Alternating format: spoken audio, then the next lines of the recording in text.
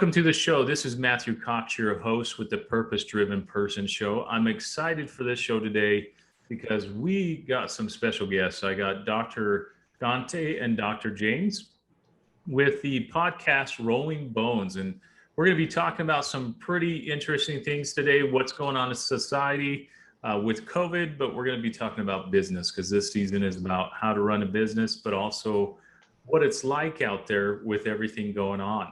A lot of stress, and I'm excited to have these two guys on. We're going to be talking about how we can take some different approaches on keeping the stress down, keeping healthy, and moving through all this craziness. So I'm excited. Let's get to work. Let's do it. Yeah, Dr. Dante, Awesome. Dr. James, welcome to the show. I'm excited about this because Dr. James, we go a little further back, and Dr. Dante, we've been on a few podcasts, and I'm excited to have you guys on the Purpose Driven Show. But I want to jump in on how things are going. Let's just find out how things going in Texas, right? You guys out in Texas?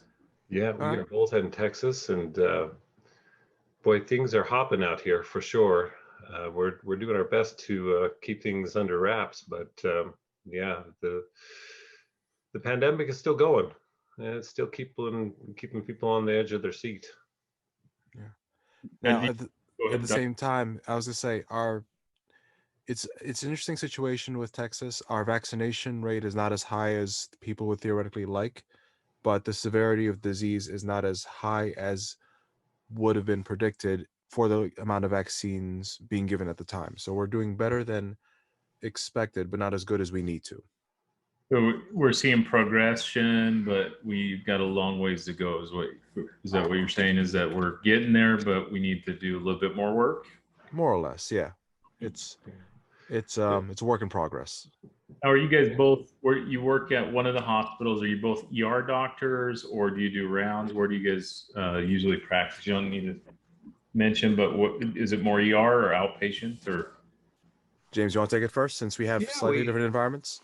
We have overlap. We both work in an outpatient setting in a family medicine world.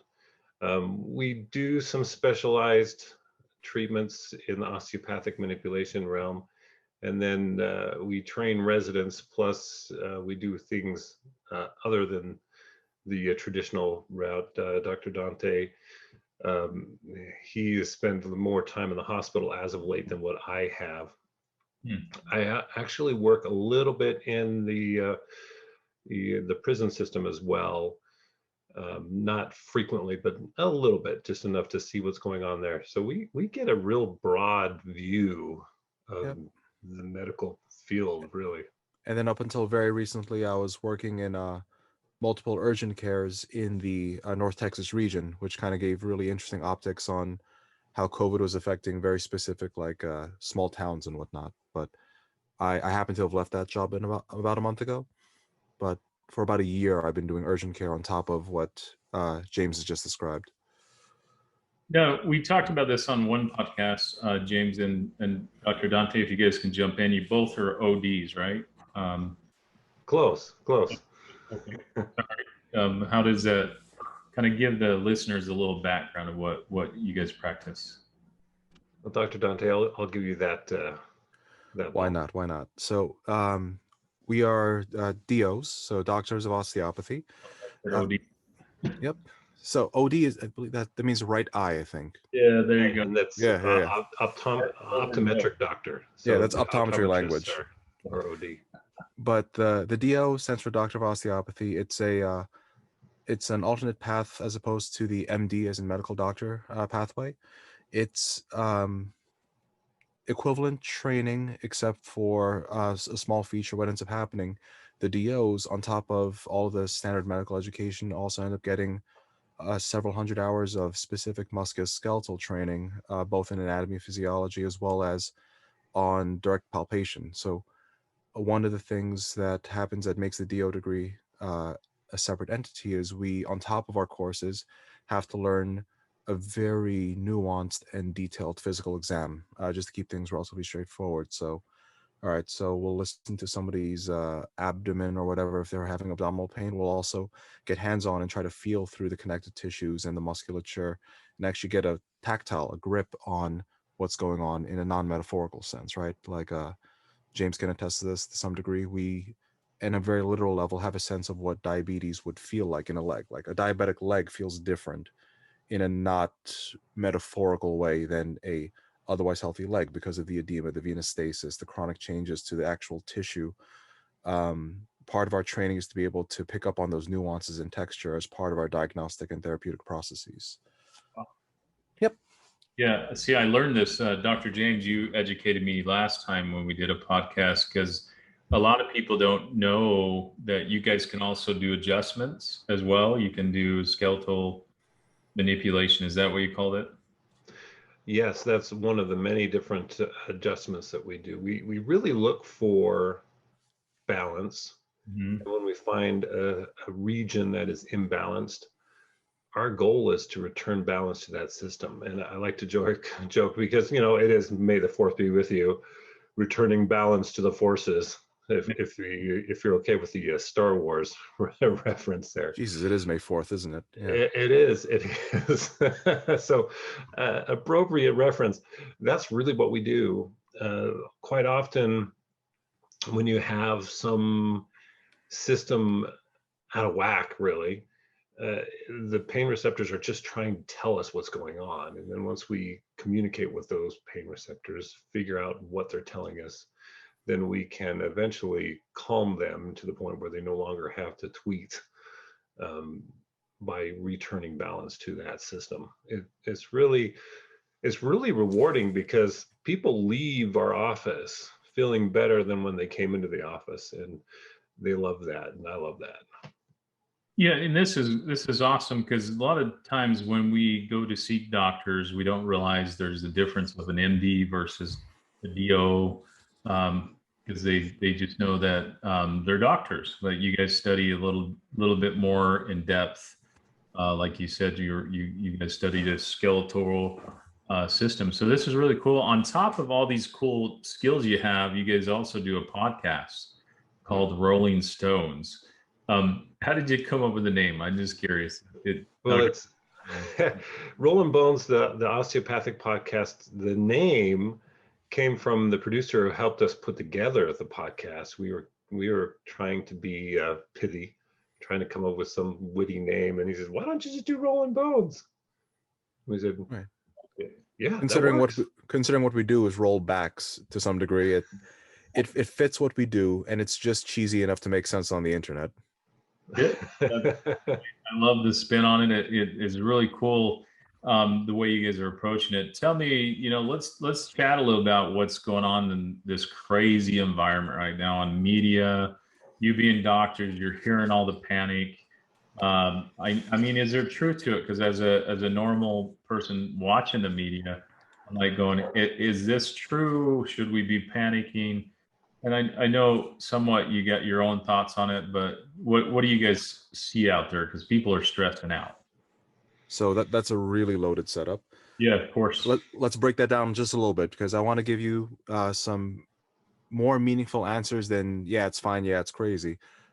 Give us a scenario. Give us a specific thing. Help us out here. So it's very vague. We just see a lot of, hey, cases are rising, and then I listen to podcasters like Dr. Z-Dog, where he's talking about, the fatality rate being very low. But it is reality because you guys are treating it. You're on the front lines. What are you guys seeing when it comes to what the social media is saying, what media is, and what you're seeing as reality as doctors treating it? Okay, that we can work with. That's a bit more dialed in, because I was like, we can panic about 1,000 different things if you want. Let's have fun. Now is not the perfect time to panic. No, it's not, and thankfully it's not. James, you're right if I take this one from urgent care perspective? Go for it. Yeah. All right. So the urgent care persona is going to be a bit more appropriate for this one, just because that's the part of my job that lets me be out in the general community in a wide area frequently. It's been a year of this now, right? So March of 2020, in Texas, at least, there wasn't much going on. There was a lot of fear. There was a lot of concern, appropriately. But for all the work and hustle we were doing, we weren't seeing much of anything, which was pleasant. Like, it was everybody shut up and get ready type of stuff. Hurry up and wait situation. By the time summer hit, we'll call it June-ish, June, July, James, if you want to give me. Yeah. That's when things June. start getting funky. Funky is defined as, so in an urgent care, most of what you do, it's easy stuff. It's colds, cuts, scrapes, bruises. Somebody, stabs their hand trying to like get a seed out of an avocado. You patch them up, you send them on their way. Somebody gets a thing in their eye. Um, Straightforward, semi-random, uh, life things. By July, almost everything we were doing was either screening for COVID, treating COVID directly, or redirecting patients to appropriate hospitals because of the severity of said COVID. There wasn't room, there wasn't physical space to do any of the other parts of our job because all we had the resources for was to focus on that one entity because it became so pervasive. Now, some towns took it better than others. Some towns were more afflicted than others, but for the most part, by summer of 2020 into the fall, definitely by winter, it was rough. It was very rough. I can't say it was appropriate to panic because, in spite of the roughness, there's a couple things that were going in our favor. For one, we know this vaccine was in development, so there was kind of a hurry up and wait and just kind of like bunker down mindset going on. On top of that, there's that ZDog MD idea, right? It's, yeah, everybody's getting sick, but the fatality rate is not so high that this is a full blown catastrophe. Is it terrible? Yes. Are people dying? 100%. But uh, our species has survived other plagues, thank God. And if we can make it past the Black Death, we can make it past COVID. Trade off, we communicate so rapidly that biases in thought, like, let's say, I don't know, there's however many people in Black Death period. By the time a whole village of people died, there was no way to make that into a meme structure. There's no way to make that viral or have the thought process infect everywhere. Versus here, there's so much volatility in persona, right? Like, people hanging on what Fauci says versus what ZDog says versus what some random schmuck on YouTube says. It matters here because the amplification of cognition is so much that things just did not go as cleanly as we thought they would, and that's fine. That's how humans do. If we put it to end of winter into spring, especially with the vaccine going, honestly, we're doing better. Like, I'm not going to pretend to say we're doing good. However, we're doing so much better than we were before that I feel comfortable saying we are doing good. Is that fair? Oh, and we have supportive treatments now that we didn't have. You think about the 1918 influenza pandemic that really lasted for about 3 years, with an estimated 50 to 70 million deaths. And keep in mind that's estimated because we didn't really have any good testing to determine whether or not what these people were dying from. Well, we suspected strongly, but we didn't have good ICUs. We didn't have good hospitals for that kind of problem. And the hospitals we had were few and far between. Whereas now, if someone comes in really short of breath with COVID, we've got all sorts of different measures to help improve their lung function. We have medications to help with the clotting. We have steroids. We have antiviral medications that we've never had before. So we look at the worldwide death total of just over 3 million. And it could have been so much worse if we didn't have the technology we have today. Just to give a sense of that progress in the past year or so, okay, the vaccine's a big deal, but outside of the vaccine, let's talk about treating this thing. In the first 3 months, right, March, April, May-ish, of having COVID on this, in this scenario, we didn't even know what to give people for it. Like, can I take ibuprofen, doc? I have no idea. What about steroids? I heard steroids are good. I got nothing. How about hydroxychloroquine? It's a crapshoot, man. Let's figure it out. Versus, it's been a year. We have a lot of data now, and we can actually say, like, yeah, here's how to use dexamethasone. That's a kind of steroid. Here's how to use that to save a life. Okay. Ibuprofen, turns out it's safe.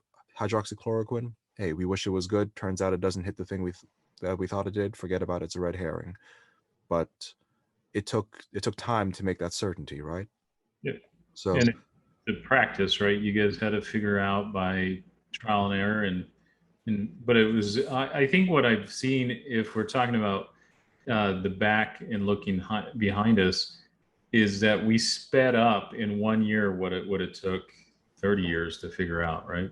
oh hell yeah, we took out so Especially in the much red case tape. of the vaccine. Especially in the case of the vaccine. Now, keep in mind, the vaccine development was actually backed by an initial experimental setup that was developed over 10 years ago. It was originally developed for the original SARS coronavirus, as well as the MERS virus as well.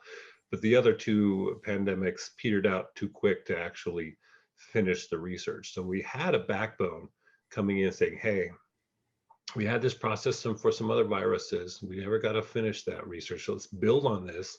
Now we have gene technology that rapidly allows us to replicate genetic code, in this case, RNA code, mRNA code.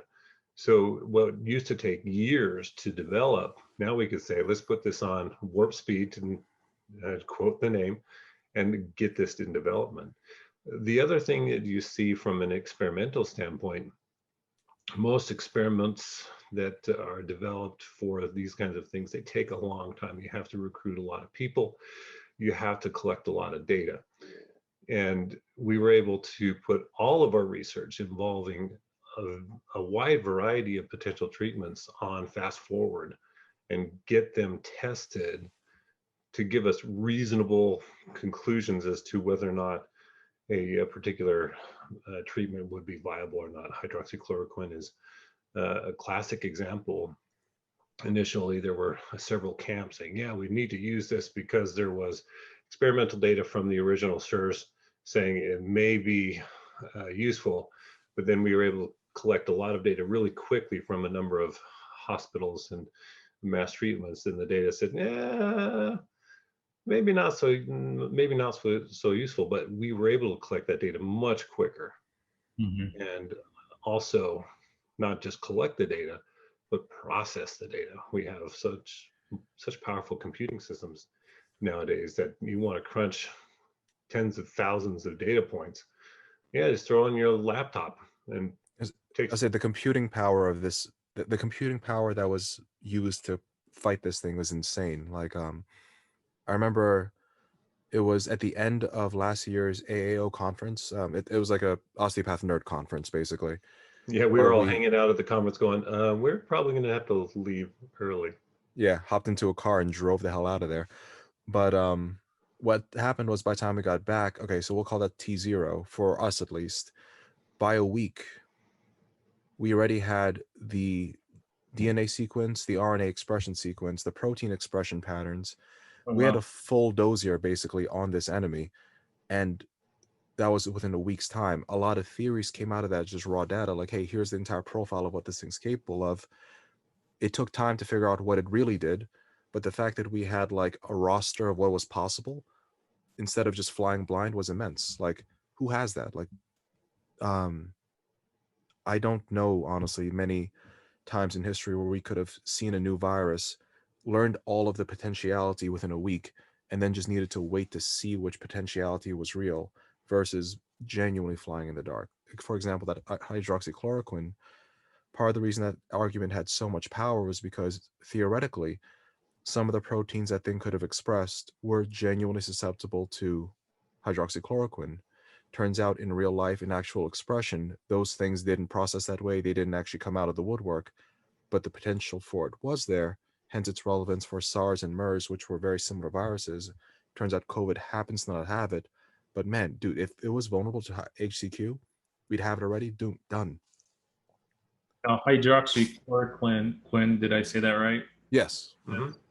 For malaria, is that what it uses? They use that for, or what's that used? It's mainly used for rheumatology stuff, like rheumatoid arthritis and those kinds of things. Yeah. You guys talk about the RNH and those sequence. A lot of the vaccines use those. The Moderna used it. Pfizer used it. Was there any other ones that used the coding that you guys are talking about? So In we, literature, because I hear those things, and as a person, because a lot of people are scared to get this vaccine. I got the Moderna. Yeah, I same. Yeah, so I yeah, me too. yeah, I thought it seemed like the more better choice because I have a lot of doctors around to ask their opinions. Um, but any vaccine at this point, is it good, or just is it a choice? What do you guys like? Is there a way to answer that, or is it just whatever's available?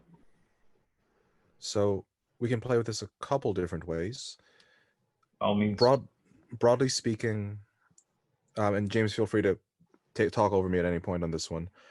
Um, we have to take into account what matters to us. So if the benchmark of success is reducing the rate of infection, then we can have a very clear difference in which vaccine is superior to the others, right? So after full dosing, that's 2 shots of Pfizer, 2 shots versus Moderna, or 1 shot of Johnson Johnson's version, right? By and far, the Moderna and Pfizer have a greater reduction in infection potential, right? Yeah, in the 94% mid, or whatever yeah, mid versus 90s, mid exactly 90s. versus I think it was 70 something for the J&J at the most recent, or is it higher now? I think it's in the mid 70s. But what was interesting about that is both the Moderna and Pfizer were tested out at single dose, and when their single dose was down in the J&J range, and then they found out that a second dose increased the efficacy up to the mid 90s. Exactly. But if we're only talking about rate of infection, then we can say, hey, Pfizer, Moderna, go on, have fun, stay away from J&J. However, if we're talking about lethality, and to put my cards on the table, I don't actually care if you get COVID or not. Sincerely, it doesn't matter to me. I care if you get the COVID that will hospitalize and or kill you, which is a different thing, right? If we're talking in terms of reduction in hospitalization and death from COVID, all three seem equivocal. Equivocal meaning that just get whatever the hell you can get. They all seem very successful at preventing you from having a severe infection. And from the data we have, they all seem very successful at preventing death from COVID. Now, I say this knowing that just this morning, I came across an article stating that 4 folks who were fully vaccinated have died um, as of today. However, we're still parsing out what exactly happened there. Did they die from COVID, or was it some other thing, or so on and so forth? Um, what's hard to sort out is people are going to die no matter what. Like, everybody has their time. And if somebody dies, we need to be able to say, hey, this death was because of a stroke, a heart attack, a COVID infection, or whatever else it is. But in the context of lethality, they are all good. Just get whatever the hell is available. If you're worried about disease burden, however, right, chance of infection, go for the Modernas or the Pfizers. Mhm. And But coming from a business standpoint, there is something else to consider here. The J&J version is easier to store. It doesn't require such low temperatures. So if you're going to store the Moderna, you have to store it at such a low temperature. You have to have a special freezer to do that. And the same thing with the Pfizer. It's what, minus 70 degrees, I want to say, Yeah. for storage requirements for those. And so that can present itself to be a limitation from a business standpoint, because what if your clinic can't afford the appropriate refrigeration equipment? Our clinic was fortunate. We already had a freezer for that because of some other things that one of the clinics had been doing in our building. Mhm. And so they didn't have to modernize to get the Moderna. But some clinics don't have that capability, and that's a big expense. It is, and I liked Dr. Dante what you said too. You kind of mentioned it. You didn't care if they get it, and people got to understand what you're saying there. This is not going away. Like all the H2N viruses, SARS, all that. I think a lot of people don't realize it's here to stay. We just got to build the immunity up for it. Because, and maybe you guys can correct me if I'm wrong. It once you get that immunity, it's like the flu. The flu comes, we have flu season, and there's all different strands of flu, right? It's just we get used to the certain strands that the body can fight.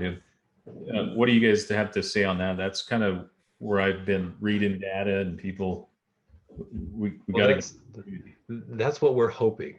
Yes. That's one of the major limitations with what the data that we have right now. We don't have long-term data. We have a lot of experience with the flu because the flu hits every year, but this is a new variety of coronavirus. It's still a freshman when it comes to viral infections. So we don't really know. Number one, we don't know how long immunity lasts as a result of natural infection. Number two, we don't know how long immunity lasts as a result of a vaccination. And that's why you're seeing new reports from at least Pfizer saying we might need a booster shot next year. I know I had COVID, and a month after having COVID, I had no antibodies. That doesn't mean my T cells weren't primed and ready for a next infection, but my immunity was not complete. And I got vaccinated after the fact because we do have some data that suggests vaccination after having a native or a natural infection with COVID does seem to enhance immunity and immune response to the vaccine. And if my immune response to the vaccine is any indication, I hope it's really strong, because that one really knocked me on the backside after the second dose. Yeah, mine too. My second dose kicked my butt. It was not a fun shot. No. we all took Moderna, right? Yeah. Okay. Yeah. It's like, hey, this is good. 12 hours later, nope. Wow. Yeah. Wow. It was like a truck ran you over. Twice and then backed up. Yeah. Then after that, I got hit with the flu. We had a 24-hour bug after days. It hit us that weekend, so that was fun. So we're talking about coronavirus. We kind of went into that discussion and all of what's going on. Has this changed business for you guys as doctors? Is business not as normal? Was it before 2020? What's business like as doctors every day? Is Corona just part of your business every day?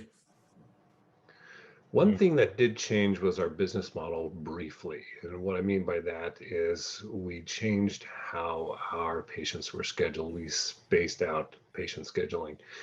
It changed the mechanics of the day-to-day clinic, because now, at least while the pandemic was at its height, we didn't allow patients into the waiting room. They sat in their cars, and then they got a text message when it was their turn for their appointment. So volume changed, and we saw also CMS, so Centers for Medicare and Medicaid, they tend to be the driver of a lot of the financial aspects of medicine. They came out and said, we will pay more consistently for telehealth visits. And so that has changed the model of how we do things. And honestly, I liked that aspect to some extent, because there are plenty of times where a patient needs our attention, but doesn't necessarily need to be in the clinic to receive the appropriate attention. Unfortunately, CMS has also indicated that they're probably not going to keep that policy in place after the pandemic clears. I would love for them to do it, but that may go back to the pre-pandemic status, where telemedicine is not going to be as supported as we would hope. I saw some doctors, speaking on the telemedicine, they struggled with that. Some older doctors that just never knew how to work the technology, that actually put their practice out of business at the beginning of the pandemic. And they struggled, and they couldn't keep up with it. Did you guys see that as well in the medical community, or? So I grew up on MMORPGs and first-person shooters. Okay, so you jumped on. Yeah. Yeah. This was like being a teenager with money, for me at least. And I say this as a 31-year-old newly minted doctor. There was definitely an age phenomenon. There was definitely a familiarity with the tech phenomenon. For folks our med students, especially myself, being as young as I am, and a lot of my colleagues, this was honestly a comfortable shift. It was, oh wait, we get to use our laptops to do our job now. It's okay, great, awesome, let's go. Let's do this. Let's do this thing. But I also say this as a guy who has been very close to my computer growing up, right? For those who haven't had that relationship, this was, as you alluded to, significantly harder. A lot of time we spent was on teaching our colleagues who are not as familiar on how to do the work effectively, not how to be doctors, how Yeah. to open a PDF, how to Yep. invite people into Zoom, how to log into multiple um, different servers for a thing, to network a thing, into just basic IT things. And I say basic again in the context of somebody. James, am I a millennial? Formally speaking, Yeah, I right? think so. I think Okay, so. just Technically making sure. speaking, Okay, I know the vibe I give is but kind of by eh, age, not by attitude, right? fair enough. But like, for us, it's very natural to say, yeah, just network this to that, cast this over there. The concept of casting something in the first place, Hmm. which And means not to involving a fishing rod. exactly. Um, but no, that not everybody had that skill set a priori. So a lot of our transition was teaching the docs who are just as good as, if not better, at being clinicians than us, how to communicate again. Because forget about the technology side, the act of communication across the internet is different in and of itself. For example, body language is very different when we're on a screen together. For example, I can see my body way more than I should right now looking at you, just Yep. because of how our interface runs. So like, I'm almost a caricature of myself just because of the webcam format. But again, growing up with that, right? I've had a webcam to my face since I was 12.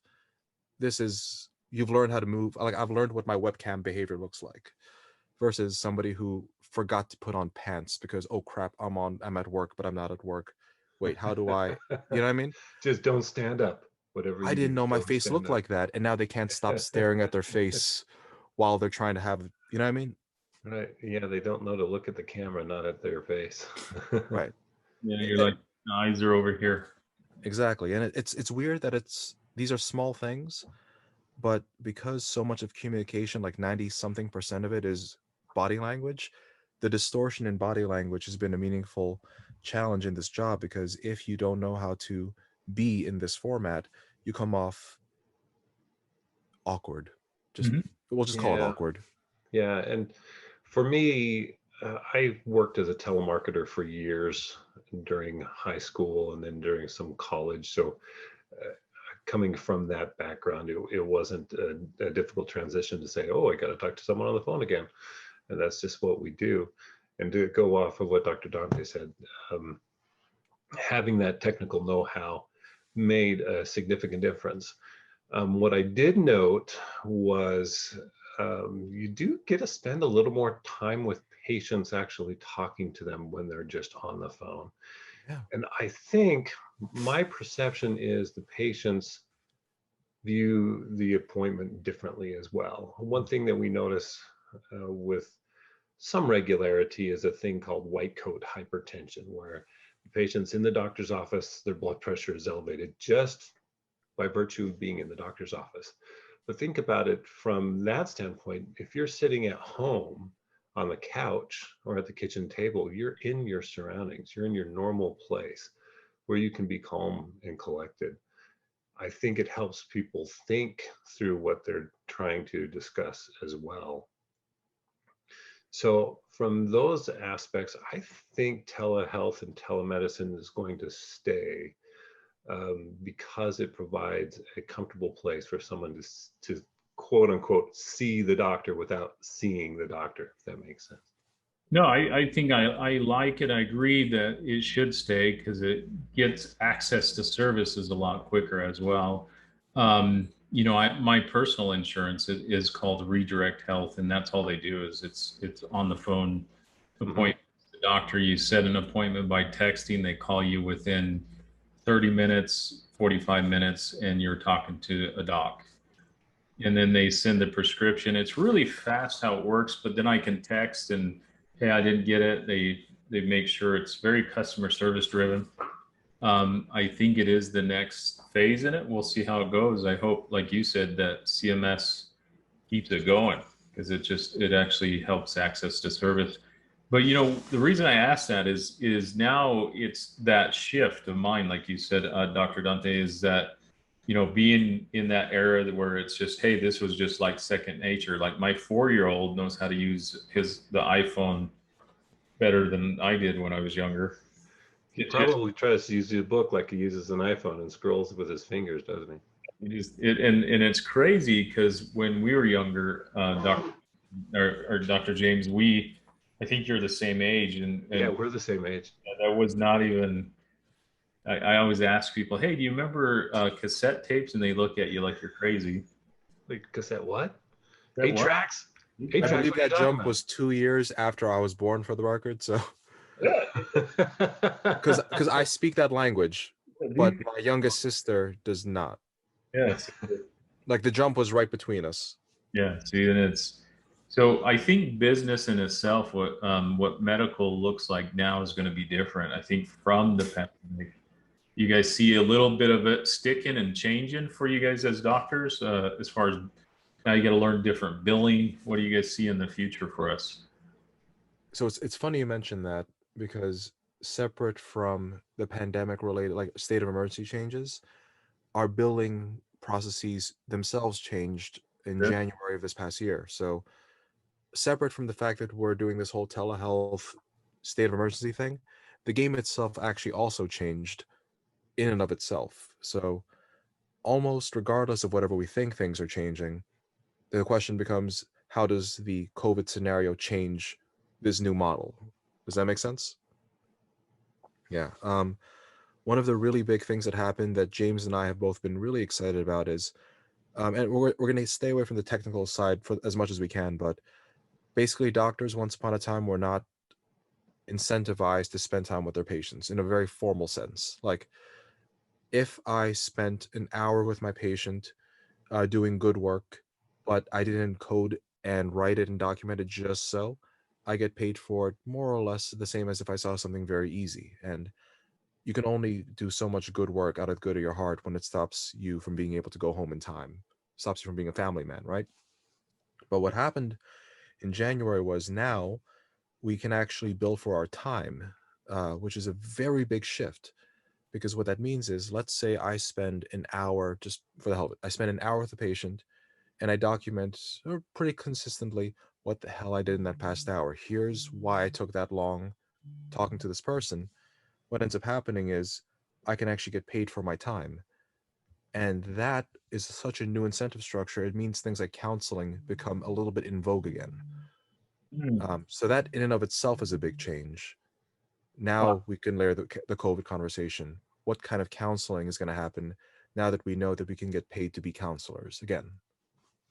And we are basically now being paid for our thought process. One of the major concerns that we as family practice docs have had in the past, that the money in medicine is in the procedures. So anyone who's in a procedural specialty like surgery, or orthopedic surgery in particular, or someone doing sports medicine, doing lots of injections and whatnot, if you could load up your schedule with procedures, man, you can make bank. Which you still can do well on the procedural side, but those of us in the family practice side were saying, hey, no, wait a second. Most of what we do is not procedural. Most of what we do is cerebral. It's in our heads and in our hands from an exam standpoint and a diagnostic standpoint. And so now this change has allowed us to be paid for what we're doing from a logical standpoint rather than just a procedural standpoint. And that's huge for us. Yeah, this is new. I didn't know this change happened. Because does this help? Because what I'd hear with docs a lot is that they get burned out because they're having to see more patients to make up that deficit before this billing change. Is this kind of excite you guys as doctors, where now you can spend more time with your patients? For sure, because now you don't have to load up your schedule with 15-minute appointments or 10-minute appointments to get reimbursed in such a way that you can keep the doors open and you can keep the lights on. Now, if you spend the time needed with a patient and that time happens to be 45 minutes rather than 15 minutes, your reimbursement is appropriate to the complexity that required that amount of time to be spent. So yeah, I like being paid for what I'm doing from that standpoint. My Yeah. shoulders dropped about 2 inches since that change. Yep. Yeah, yeah. This weird nagging feeling of death and impending doom kind of started to. I saw my wife. That was cool. You got to Right. come home early. Yeah. Yeah. No, this was actually, and this rarely happens. I'm still waiting for the other foot to drop. This felt like an actual upgrade. Well, Yeah, like Yeah. it felt good. Um, our performance has improved. Our parameters have improved. Morale has improved. Reimbursement has improved. And that's just not normal. Like something bad has to happen to balance us out. You know what I mean? oh yeah. But no, this is actually good. We're messing with reducing our patient volume a little bit to make up for the fact that we're earning more, so that we can rededicate that time. Like if I'm generating X amount of dollars and I only need to generate X minus a factor, let me redirect that extra money I'm making to just slowing down a bit. It doesn't matter. I'm salaried. It doesn't matter to me. Whatever. You know what I mean? If I'm generating over, screw it. Slow me down. Give me less people. Let me do better work with these people. Yeah. But Quality.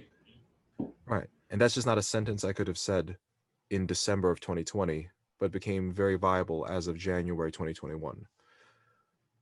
Well, It's a welcome change.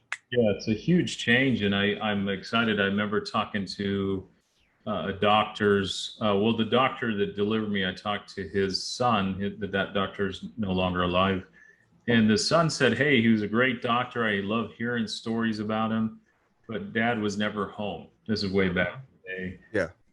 And so, doctor has such a prestige title in it. When you hear somebody hears you're a doctor, hey, my shoulder hurts, and you look at me, it's the title that when you walk in a room, but they don't realize what sacrifice you guys bring or make for your families. When I was traveling with my friend back in Africa just recently, he's a doctor, but he's a psychiatrist now. But in his village, everybody was coming and wanting to see him. And so it's the same thing. And I see that as doctors, you guys have a skill set that people want. And this is exciting for you guys, that you actually will get paid for your time and you can see your patients longer. And so that you're not like, hey, now the patient feels like you're present. Because you're not like saying, okay, well, hey, take this, here's this, and I'll see you later. Let me know if you need anything, because you know that you have every 15 minutes you got to get going or you get behind. And so big awesome. What caused this change? Was there a lettuce? What do you guys know, or was it just kind of random? I'll be straight. That's beyond my pay grade, Okay. James. If you Yeah, have any I don't. insight, I can't say that I know, but I know this kind of stuff doesn't have to happen randomly. And the reason why is those who are paying the bills don't want to pay the bills. Right. Correct. The insurance companies are in the business not for health and not for longevity and not for patients. They're in to make money for their shareholders. And so for something like this to have changed, there had to have been some big lobbying going on out at the Beltway to get CMS to say, okay, we're going to rethink things, because there was lobbying going on to keep the status quo, because the status quo makes a lot of money for a lot of folks in the insurance business. So that's a good question. Now you've got my interest peaked. I'm going to have to. I mean, I'm going to have to go do some reading. if I bounce off of what James is saying, I can run the dollars and cents just a little bit. I mean, I know that if I spend somewhere in the order of 60 minutes with the patient, the bill that goes out is about somewhere about 250, $300 for that encounter. And keep in mind, that's the bill that goes to insurance, not what the patient's accountable for. Just to be very clear for the listeners, because no, we're not charging the patient $300 to talk to me. That's not how that plays. However, that's regardless of what I'm doing. So if they're having a heart attack and it took me an hour to get things stable and get them to the hospital, $500, $300. If it just took me that long to teach them what diabetes is, $300, yada yada. Now, The idea is that if we get to spend more dedicated time with our patients, we should be able to treat more complex things in the outpatient setting, prevent them from going to the ER. Let's talk about the ER's billing practices. Um, the level of multiplication of cost in an ER for the same care, if given in a clinic, is astronomical. It's in the order of at least, it's a magnitude of at least 10, often greater, for example. And this is a weird one, but it illustrates the cost difference. A gauze pad in our clinic is something we don't even bother charging for because we don't have to. Like, why? It's gauze. Just use it and move on. It's inventory. It's the cost of It's doing business. pennies. It's pennies. That same gauze in an ER can cost upwards of $70 per piece. Well, and then That's keep in mind that with ER is often a contracted department in the hospital. So the ER docs don't often work for the hospital. They work for the company that runs the contract for the hospital. So if you ride in the ambulance, it's 500 cash straight up. Well, not 500 cash, but $500 right off the top, if not more, depending on how far you have to go. Then you go to a hospital and you see the ER doc. Well, the ER doc gets to bill. Then there's a that'll be about $800 probably. and right? then there's a facility fee on top of that About because $3K. they're using someone else's facility to provide that service. So that adds to it. And then if that ER doc, even though the hospital takes their insurance, if the ER doc is not on their insurance, then the patient gets the full bill rather than the insurance reduced bill. It's crazy, all of the charges involved. The flip side is sometimes we send patients to the ER because we want to get imaging done stat. And if we send them to an outside imaging center, well, it might not happen until next week, even if you do an urgent referral, depending on what's going on. But all of those things can add up. Hospitals, they definitely have increased cost for everything. And then you're not just paying for the ER doc, you're also paying for the nurse involved with the care, the MA that's involved with the care, the orderly that's keeping the room clean, the meal service, the janitorial staff, The room security. itself. I mean, what was that? You're paying for the room also. Yes. Yeah. So you're paying for lots versus outpatient, where you're paying for the MA, paying the nurse and the overhead for that, versus telehealth, where you're paying far less because you have none of that overhead. I worked out of this closet for a month. Which is amazing. He's a closet doctor. Yeah. This closet was an office for a month. My overhead was the cost of electricity in the house plus internet. Yeah, And if you get solar panels, then you're generating all your own electricity. And all that. But I love how you guys stepped that down and to kind of come to an end here is that if people are listening to this, like if you spend the money in the outpatient, spend Sector. the sector there, educating them, spend more time, we lessen the visits to the ER, right? Absolutely. Cost is. And so, I mean, if big business is listening, maybe that's what caused it. You'll have to check that out, Dr. James. Why did they think of that way? But it is a business. That's why we wanted to kind of go down this route. What is the business? Has it changed? Because when you're making the choices as a consumer, we got to know these things. Like what I want to come to a doc like you two, and I want to spend time with you and ask the questions I need to, so I feel like I got the service that I'm paying for, right? Yeah. And on top of that, one other thing to consider, if you don't mind me kind of jumping in here, if you spend the time with the patient in the outpatient clinic and you get things before they become too severe, then you save significant costs, because once you go to the ER, because you're having an acute coronary syndrome, you're having a heart attack, that's then the $350K. costs, exactly. You have to go in and get a catheterization done. You get a lot of testing done. Then you spend time at the hospital. You spend a few days, or if you end up in the ICU, an ICU stay is what, 15,000 a day.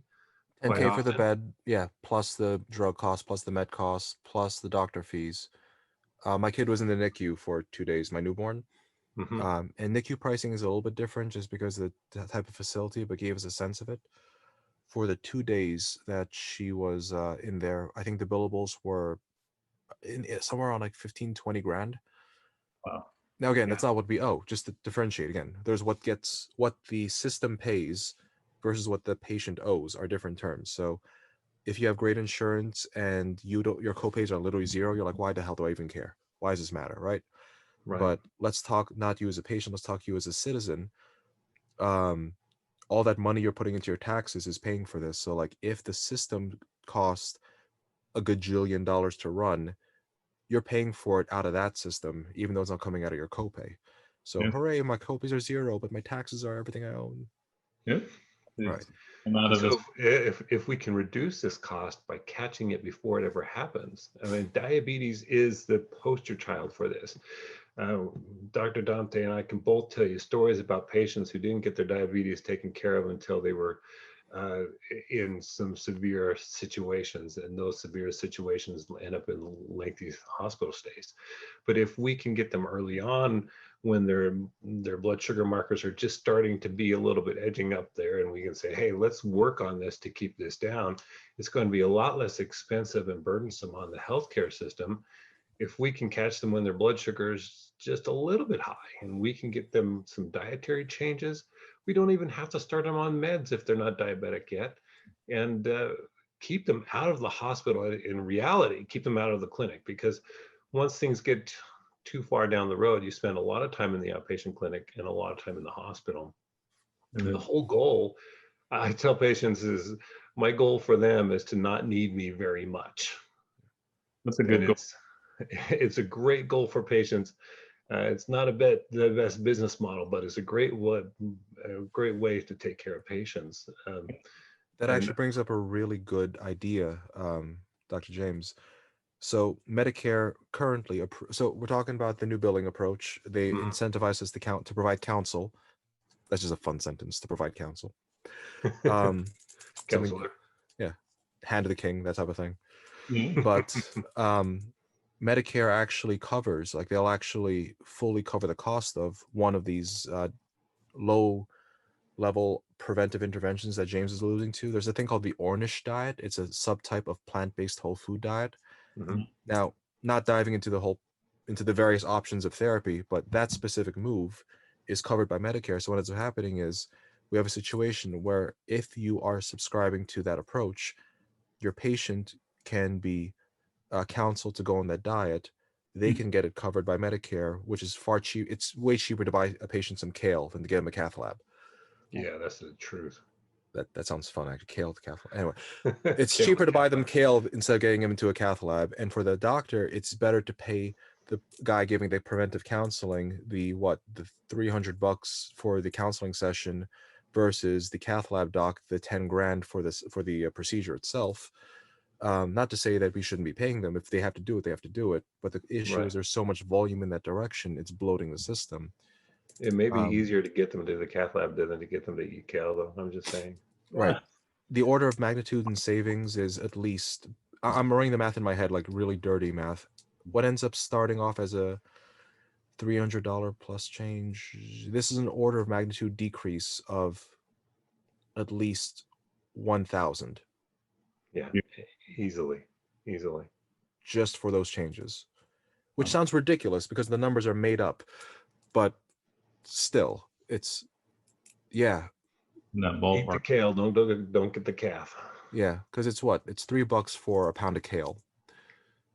Yeah. And it's good for you. You just Right, put, right, right. can you put salt on it, or you guys eliminate the salt? Probably the worst person to talk to about that because I will put salt on everything. Yeah. Mhm. Yeah. As I like to tell patients, cook with salt, but don't add it after you cooked with it. Oh, there you go. Don't keep adding it. Like, do a little. Well, Dr. James, Dr. Dante, this has been awesome. I can sit here forever because I hope the listeners are hearing prevention is the key here. That is the healthier model of business when it's a doctor. This is what I'm hearing. Yeah. The cath lab guy might not like you because you'll keep them out of the cath lab a little longer. The cath lab guy might actually be grateful, to be honest. Slow down his business, or No, no. For Yeah. speaking to ER docs and hospitalists, a lot of guys who go into that field go there to handle the things that they wanted to do. Let's talk about the ER setting. Look, I'm saying this as a guy who likes some high octane things every now and again. If I'm an ER doc, I want to be dealing with dying people. Like, I want to save lives. I want to see some blood. I want to see some guts. I want to see violence. I want to see like that type of stuff. I don't want to deal with somebody's migraine. Right. adrenaline junkie. Right. Yeah. And the psychology of the average ER doc leans on they want to see some adventuresome stuff. That's why you want to deal with emergencies, not I want to be fixed nows. You know what I mean? Colds Yeah, all day. they get excited when they hear about a multi-car pileup Right. versus Because it's what they trained for. Like, yeah, let's think about that. It's what they act. It's what activates them. Like an athlete ready to go. Exactly. absolutely. So even in the cath lab setting, even though this would theoretically reduce the cath lab numbers, hell yeah.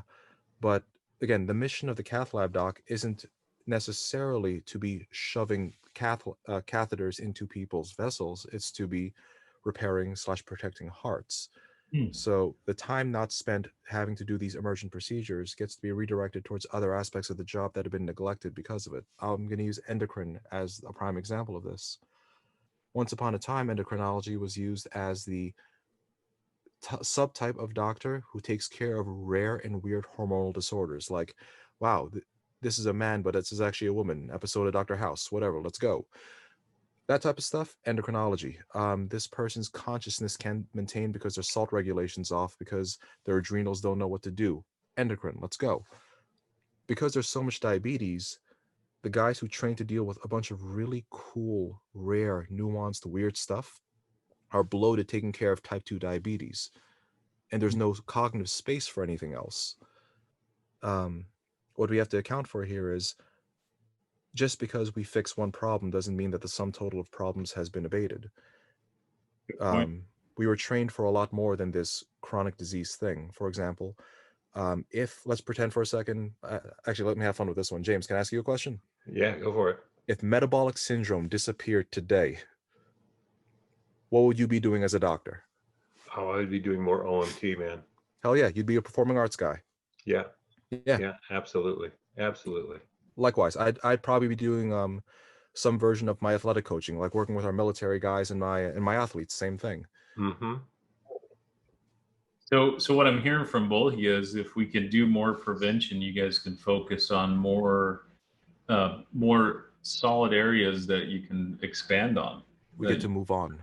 Yeah. Absolutely. If you want to reduce healthcare expenditures in the United States, Yeah. focus and emphasize prevention. It's same thing with mental health. You know, Absolutely.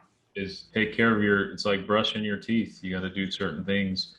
And I think that's where a lot of us just, we get kind of stressed, and in America's society, it's all about high stress. Everybody's overwhelmed. We're overworked and overfed. Yeah. I think all my friends from different countries are like, you guys work too much. And we're like, well, that's, oh yeah. That's the truth. And you know, the sad thing is, from a medicine standpoint, we spend twice as much time doing computer work as we spend with patients. And that's according to actual data that suggests that. documenting more most of the time.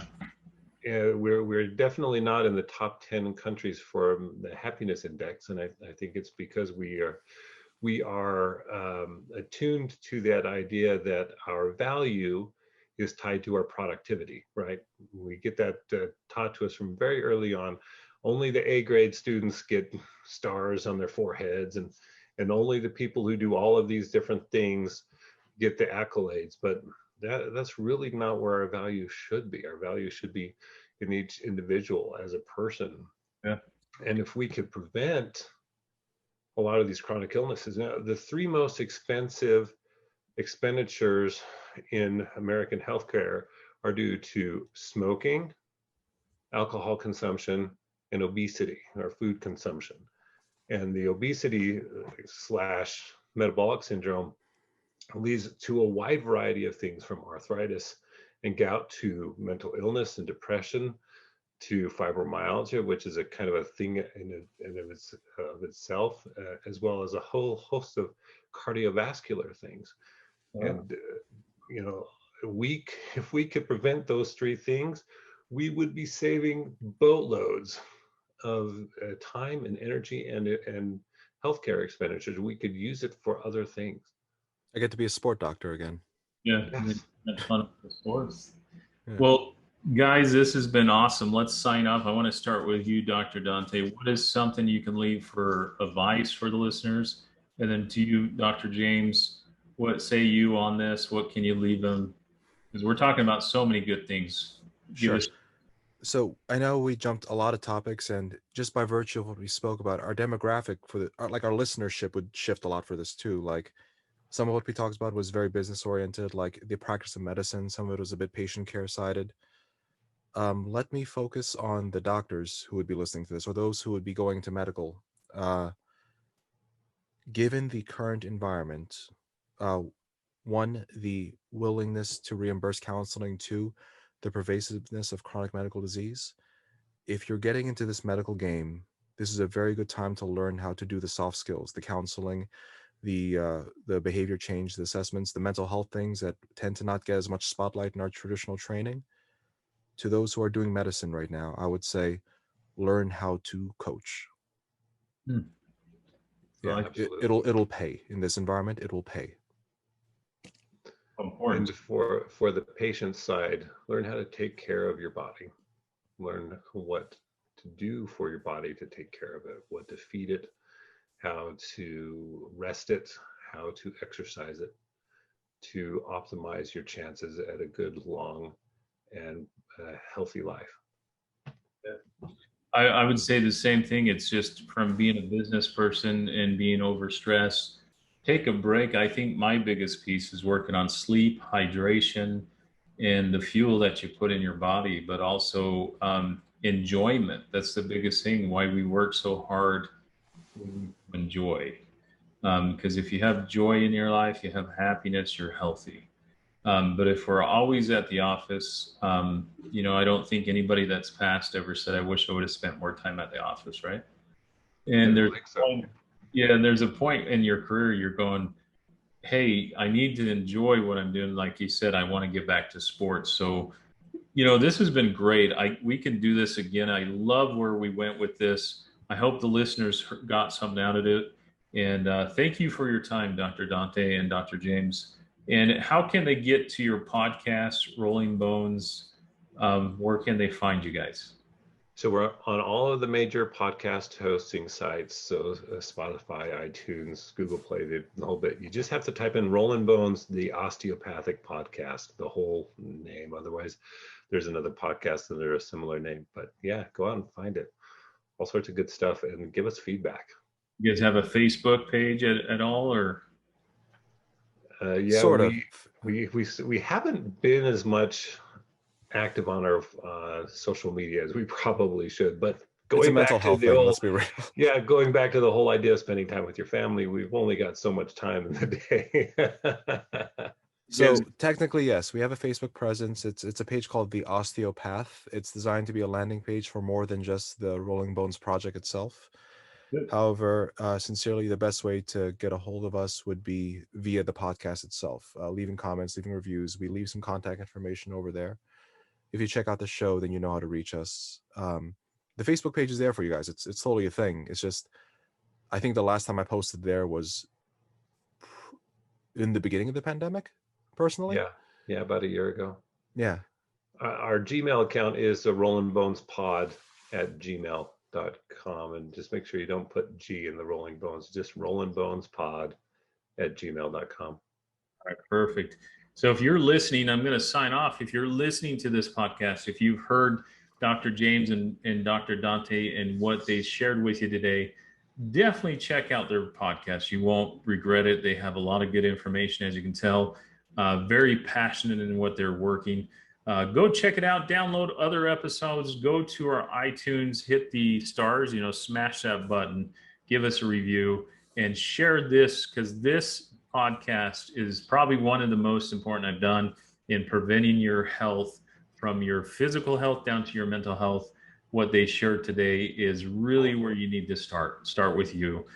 Thank you for listening. I hope that you got something, and I look forward to seeing you next time. And you're listening to Matthew, and I'm your host with the Purpose Driven Purpose Show. And I had Dr. James and Dr. Dante on here, and they are DOs. I got it right. Got it. You got it. You got it. All right. Thanks, guys, for being on the show, and we'll see you next time. Thank you for listening, everybody. Thank you.